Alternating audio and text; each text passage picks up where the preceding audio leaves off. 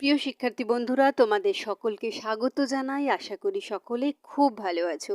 আজ আমি তোমাদের সামনে উপস্থাপন করব দ্বাদশ শ্রেণীর কবিতা মহুয়ার দেশ, যেটি লিখেছেন আধুনিক কবি সমর সেন। প্রথমেই আলোচনা করব কবি পরিচিতি নিয়ে।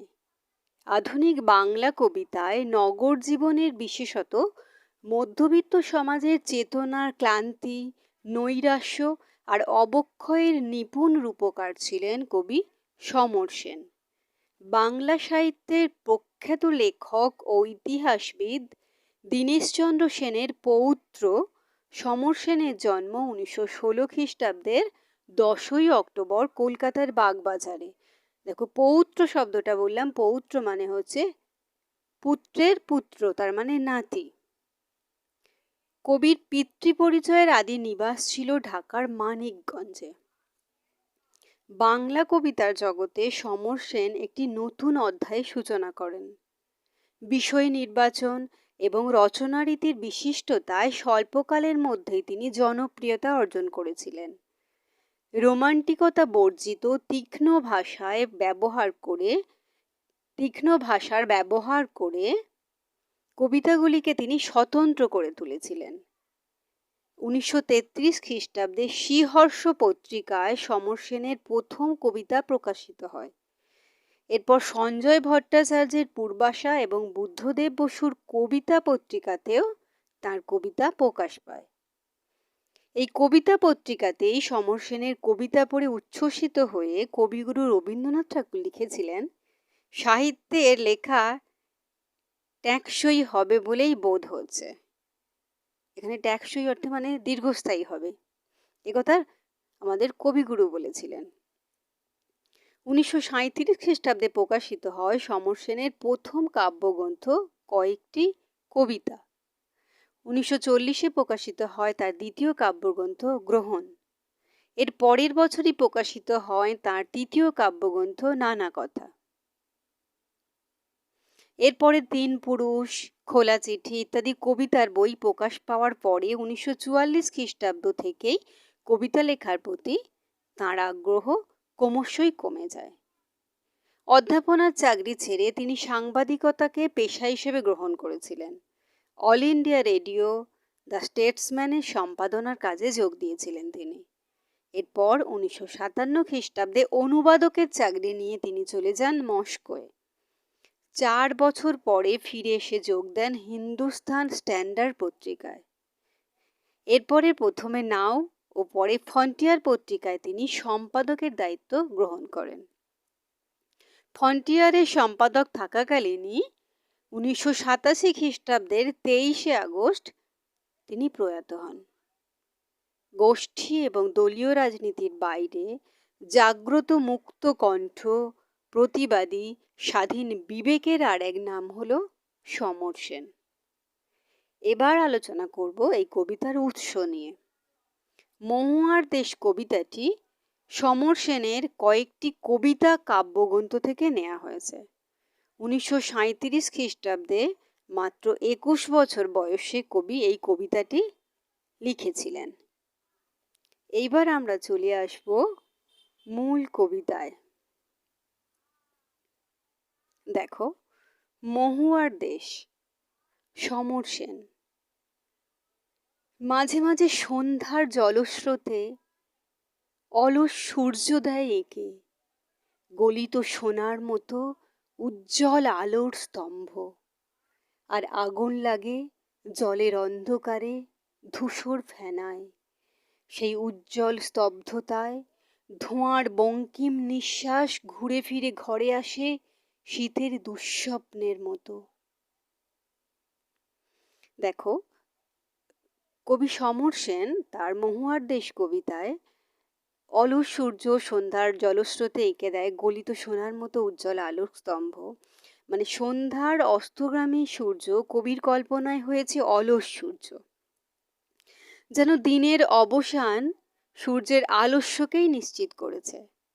নদীর জলে প্রতিফলিত সূর্যের রশ্মিকে কবির মনে হয়েছে গলিত সোনার মতো উজ্জ্বল আলোর স্তম্ভ।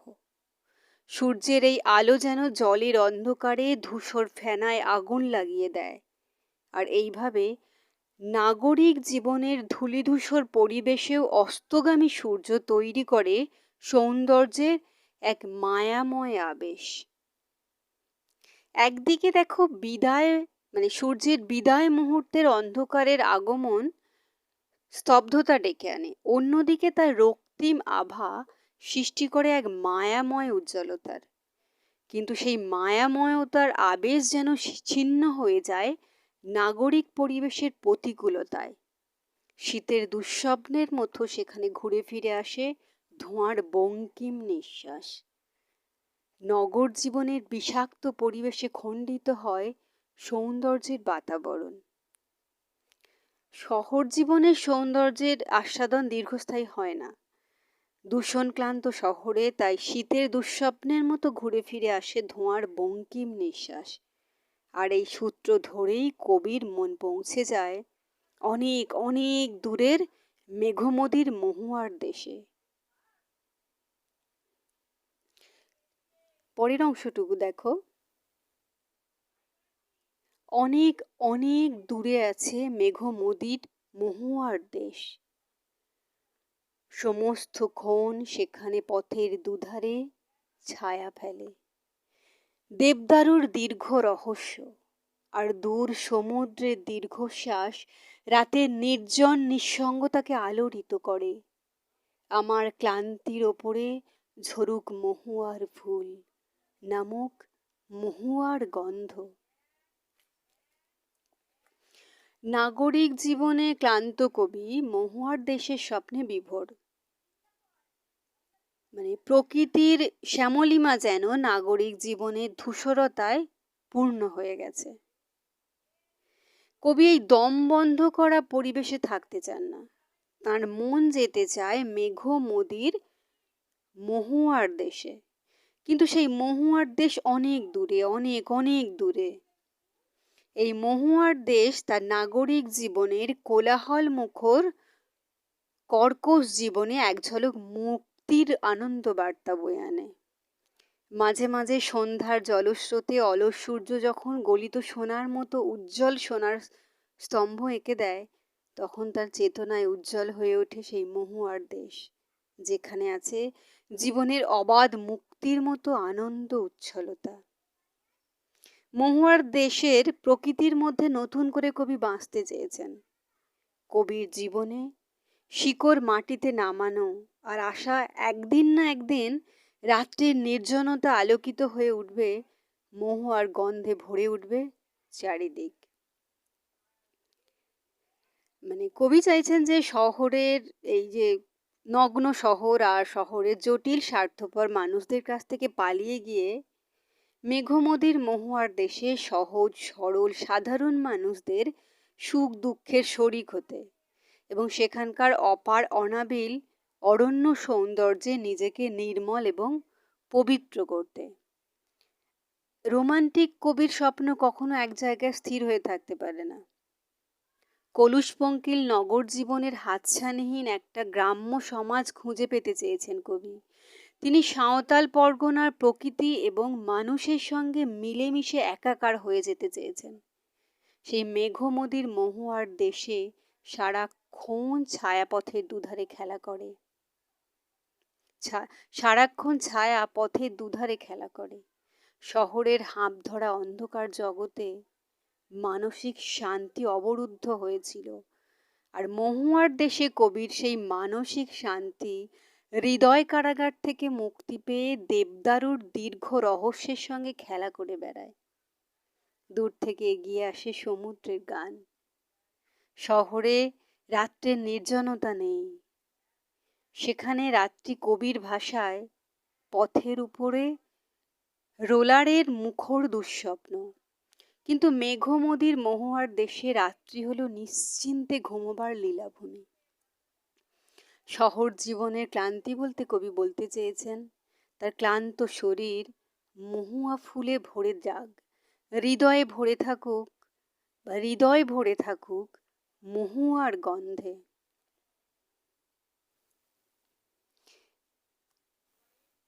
এখানে অসহ্য নিবিড় অন্ধকারে মাঝে মাঝে শুনি মহুয়া বনের ধারে কয়লা খনির গভীর বিশাল শব্দ। মহুয়ার দেশের স্মৃতি, বিশেষত প্রকৃতির অনাবিল সৌন্দর্য, রাতের নির্জন নিঃসঙ্গতায় তাকে আলোড়িত করে। কিন্তু কেবল সেই ভাবচিন্তার মধ্যেই ডুবে যান না তিনি। তিনি মহুয়ার দেশের কয়লা খনির বাস্তবতা কিন্তু কবিকে ভাবায়। অবসন্ন শরীরের ধুলোর কলঙ্ক মাখা শ্রমিক তার চিন্তায় এবং চেতনায় প্রভাব ফেলে। একদিকে রোমান্টিক ভাবালুতা, অন্যদিকে সাংবাদিক সাম্যবাদী কবির বাস্তব চেতনায় মূল্যায়ন হয় এই কবিতায়। কেবল স্বপ্নবিলাস নয়, বাস্তবতাযুক্ত জীবনের নগ্ন সত্য ও ক্লান্ত দুঃস্বপ্ন, ঘুমহীনতাকে কবি দেখতে পান। তাদের জীবনের ক্লান্তি যেন কবিকেও ক্লান্ত করেছিল। এক ক্লান্তি যেন আর এক ক্লান্তির ছবিকে মনে করায়। পরের অংশটুকু দেখো। আর শিশিরে ভেজা সবুজ সকালে অবসন্ন মানুষের শরীরে দেখি ধুলোর কলঙ্ক। ঘুমহীন তাদের চোখে হানা দেয় কিসের ক্লান্ত দুঃস্বপ্ন। এখানে মহুয়ার দেশের যে সাঁওতাল পরগনার কয়লা খনির শ্রমিকদের কথা বলা হয়েছে। কয়লা খনিতে যারা কাজ করে তারা পরিশ্রমী মানুষ। মূলত শরীরই সম্পদ তাদের। সেই জন্য তাদের শরীর অবসন্ন, গায়ে ধুলোর কলঙ্ক। সবসময় তাদের কানে প্রবেশ করে গভীর কয়লা খনির কোনো বিস্ফোরণ কিংবা যান্ত্রিক শব্দ। খুবই একঘেয়ে জীবনযাপন। কবি সমর সেন এই মহুয়ার দেশ কবিতায় প্রকৃতির রূপময় দৃশ্য বর্ণনা করার পাশাপাশি উপযুক্ত বর্ণনাও দিয়েছেন নিরাবেগ ভাষায়। অর্থাৎ যে স্থানে রূপ, রস, গন্ধ, স্পর্শের কথা বলেছেন তিনি, সেই স্থানেরই একটা ভিন্ন রূপ প্রত্যক্ষ করেছেন। কবির চোখে মহুয়ার দেশের সবুজ সকাল যেখানে শিশির সিক্ত, সেখানেই দৃশ্যমান শ্রমজীবী মানুষের ক্লান্ত ধুলোর কালিমালিপ্ত শরীর। যাদের রুটি রুজির জন্যই শ্রম দিতে হয় উদয়াস্ত, তাদের ঘুম কখনো স্বাভাবিক হতে পারে না। আবার দীর্ঘ ঘুমও সম্ভব নয়, কারণ যে কোনো মুহূর্তেই আবার খনিতে যেতে হতে পারে। এমন চোখে তাই ক্লান্তিহীন সুস্বপ্ন দৃশ্যমান হতে পারে না কখনোই। সর্বোপরি পাছে কাজে অবহেলা প্রকাশ পায়, এই মর্মেও সম্ভবত তাদের চোখে ক্লান্ত দুঃস্বপ্ন হানা দিতে পারে। তো দ্বাদশ শ্রেণী তোমাদের মহুয়ার দেশ কবিতাটি আলোচনা করলাম। এতক্ষণ ধৈর্য ধরে দেখার জন্য তোমাদের সকলকে অসংখ্য ধন্যবাদ জানাই। আশা করি তোমরা বুঝতে পেরেছো। আর ভিডিওটি ভালো লাগলে লাইক করো, কমেন্ট করো, বন্ধুদের মধ্যে শেয়ার করো। আর আগামী দিনে নতুন নতুন ক্লাসগুলো পাওয়ার জন্য অবশ্যই চ্যানেলটিকে সাবস্ক্রাইব করে নিও। আর সকলে খুব ভালো থেকো।